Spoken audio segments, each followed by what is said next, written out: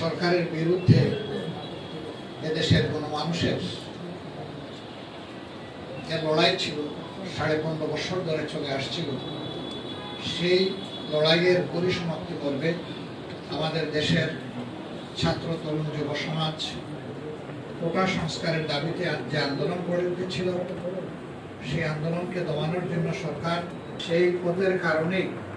অসংখ্য জীবনের বিনিময়ে, হাজারো মানুষের ত্যাগের বিনিময়ে দেশে পরিভাবে সামনে দেশের জনগণের উন্নতি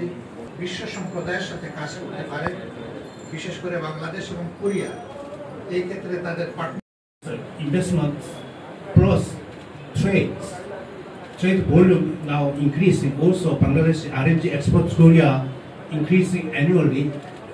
Is very EPA, Economic Partnership Agreement, will be